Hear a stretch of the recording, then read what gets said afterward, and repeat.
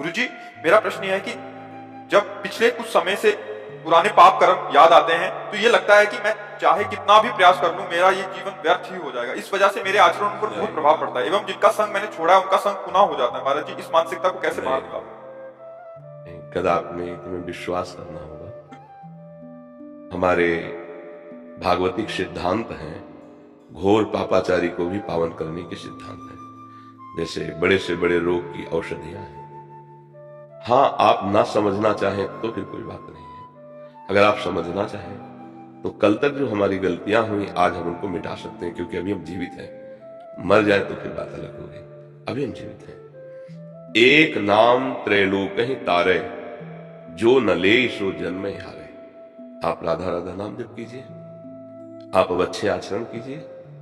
धन की प्रधानता रखकर पापाचरण करने की चेष्टा, ये हमें दुख प्रदान करने वाली बनती है। धर्म की प्रधानता रख करके धन कमाते हुए परिवार की या समाज की सेवा, ये महासुख प्रदान करती है। ठीक है, गलती हमसे ही होती है, दौड़ने वाला ही फिसलता है। इसका मतलब गिर जाए तो वो दौड़ने लायक ही नहीं रहा, ऐसा नहीं है। बड़े बड़े पतित जन ब्रह्म ऋषि बन गए, नीच आचरण करने वाले महात्मा बन गए।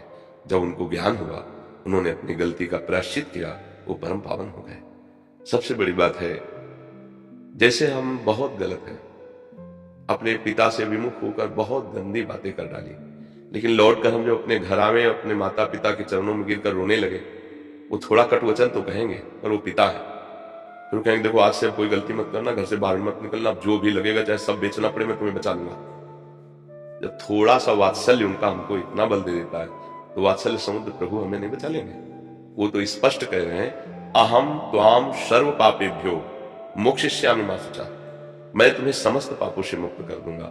ऐसा नहीं सोचना कि हमारी जिंदगी बर्बाद हो जाएगी, नहीं, ये हमारी बात पर विश्वास करो। जब हम कह रहे हैं तो इस बात पर विश्वास करो। भगवान ने कहा, अपि चेत सुदुराचारो भजते माम अनन्य भाग, साधुरेव समन्तव्य सम्यक व्यवसिता। ऐसा घोर दुराचारी रहा है। अपि चेत सुदुराचारो शब्द का होता सांगोपांग, अच्छे से पापाचरण करने वाला, सांगोपांग पापाचरण करने वाला। पर उसको ये समझ में आ गई बात सत्संग से या जैसे भी, यार मैं बहुत पापी हूं, अब भगवान के सिवा मेरे पापों का नाश होने का कोई उपाय नहीं। और भगवान की शरण में होकर नाम जपने लगा तो भगवान कहे, साधुरेव समन्तव्य सम्यक व्यवसिता। ऐसा उसे साधु मानो, अब मैं महात्मा बनाऊंगा। जब भगवान महात्मा बनाएंगे तो कितना अच्छा बना देंगे। बिल्कुल हमको घबराना नहीं। घोर पापाचारियों को भी परम पद प्रदान कर दिया। एक गांव में एक वैश्या रहती थी। तो वैश्या का गांव के बाहर घर होता और एक बगीचा था।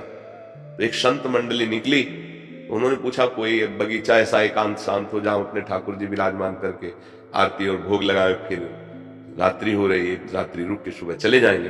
तो कुछ लोग संतों का उपहास करने वाले होते हैं। तो उनका सबसे बढ़िया बगीचा वो गांव किनारे वैश्या वाले बगीचे को बताया। वहां पहुंचे तो बगीचा तो सुंदर था ही, क्योंकि वो सुंदर सजा करके रखती थी, तभी तो लोग लुभायमान होकर आते थे। उसमें ठाकुर जी विराज, अब देखो न जाने कौन से गुण पर दयानिधि ऋषि जाते हैं। ठाकुर जी विराजमान के बस शुरू हुई आरती, घंटा, प्रार्थना, जय जयकार, कीर्तन। वैश्या अपने दुखंडे पर चढ़ करके देखा कि अरे मेरी इस वाटिका पे संत भगवान। तो संत दरस जिम पातक टरे, दर्शन मात्र से पाप नष्ट होते हैं संतों के। वो हाथ जोड़े, थाल में कुछ मुद्रिका, आभूषण, बहुत से धन आदि की सामग्री, एकदम हृदय उबला कि जीवन हो गया, शरीर बेचते, पाप करते, आज अवसर मिला। संत भगवान की मंडली मेरे बगीचे में गई, दूर से प्रणाम किया कि मैं नीच हूं, नजदीक जाने लायक नहीं। वैसे थाल रखी, उसमें आभूषण, अंगूठी, रुपया, पैसा, ऐसे सब, और कहा संत भगवान इसे बेच करके सुंदर सुंदर भोग पकवान बनाओ, ठाकुर जी को पाओ, आप पाओ, तुम्हारे अहो भाग्य, बड़े भाग्य। उनका तुम कौन हो, सकुचा क्यों रही हो, इतना नजदीक क्यों नहीं आ रही, दूर से क्यों? उनका भगवान डर लग रहा है मैं अपना परिचय दूंगी तो आप सब भाग जाओगे यहां से। उनका नहीं बेटा, भागेंगे नहीं। पहली बार किसी ने बेटा कहा, जो उनमें बुजुर्ग संत थे, उनका नहीं बेटा, ऐसा नहीं। तो अश्रु आ गए, कोई बेटा बोला नहीं। अब संसारी लोग तो संसारी भाव से। तो उनका महाराज मैं एक वैश्य हूं, जीवन भर शरीर बेचकर रुपया पैसा सब एकत्रित किया है। पता नहीं कौन से भाग्य ऐसा क्या कि आप संत हमारे बगीचे में, ये बगीचा हमारा ही। तो उनका हम लोग तो नहीं खा सकते तुम्हारा धन, हम लोग तो नहीं खा सकते, पर हम उपाय बताते हैं।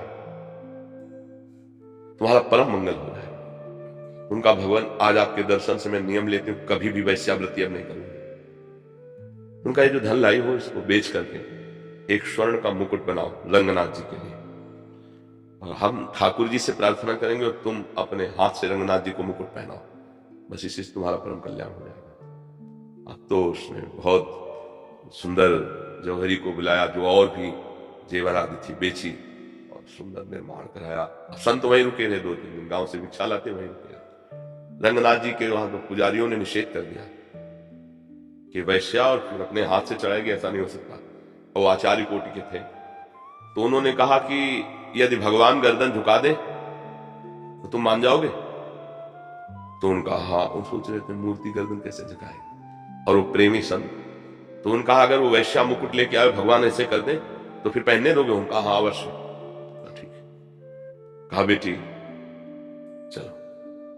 क्या संतों की कृपा, कहां अब कहां हजारों लोग इस बात के लिए आश्चर्यचकित थे, वैश्या और मुकुट पहनाएगी ठाकुर रंगनाथ जी ने।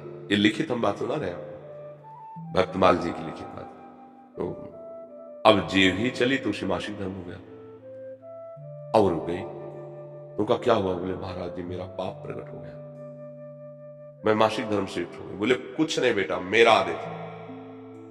पुजारी उनका अब तो ऐसा हो ही नहीं सकता। बोले देखो रंगनाथ ठाकुर जी अपनो परण विसार भगत को पूरो परण निभाओ। ठाकुर जी तत्काल वैसे मुकुट रखा, शरीर छूटा, भगवान के धाम हो गए। एक चेष्टा ने भगवत प्राप्ति करा दी। तो आप निराश क्यों हो रहे? आप अपनी करनी को पीछे की मत सोचो, आप भगवान की कृपा को सोचो और आगे अच्छी करनी करें। अभी बच्चे हो, अभी आप एक महान बन सकते हो, महान गृहस्थ बन सकते हो, महान भक्त बन सकते हो, आप भगवान बन सकते हो। जब भगवान के धाम में कोई जाता है तो भगवान का स्वरूप प्राप्त करके जाता है। इसलिए ऐसी नकारात्मक सोच तो रखना ही नहीं। समझ पा रहे आप? बहुत कृपाल भगवान। अच्छा बताओ सर, एक लोहा जंग लगी हुई मार्ग में पड़ा है, सबके पैरों की ठोकर लग रही, और पारसमणि छुआ दी जाए, सोना बन के देवताओं का मुकुट बने जाएगा, कंकड़ कुंडल बन जाएगा। लोहे में सामर्थ्य नहीं थी, ये पारसमणि, ये राधा नाम, ये कृष्ण नाम, भगवान नाम, ये पारसमणि। जैसे दो लकड़ियों के घर्षण से अग्नि पैदा हो जाती है, ऐसे हम जबान पर जब नाम जप करते राधा राधा राधा, तो हमारे हृदय में ज्ञानाग्नि प्रकट होती है, सारे पापों को भस्म करके हमें शुद्ध ज्ञान, शुद्ध प्रेम, परमानंद प्रदान। अरे बिल्कुल नहीं, डरना नहीं, और ये नहीं सोचना कि अब मेरा क्या होगा, मेरे से बहुत बड़ी गलती हो गई ठीक है, अब लो नशानी, पीछे तक हो गए, अब आगे मैं सावधान रहूंगा और भगवान का नाम जप करूंगा। अगर फिर गलती हो जाती है तो फिर कमर कस के खड़ा, कभी मैं ऐसा हारूंगा नहीं। 1000 बार हो जाएगी तो भी मैं निकलने की कोशिश करूंगा। मेरा मानव जीवन है, मैं फंसने के लिए नहीं आया, मैं मुक्त होने के लिए आया।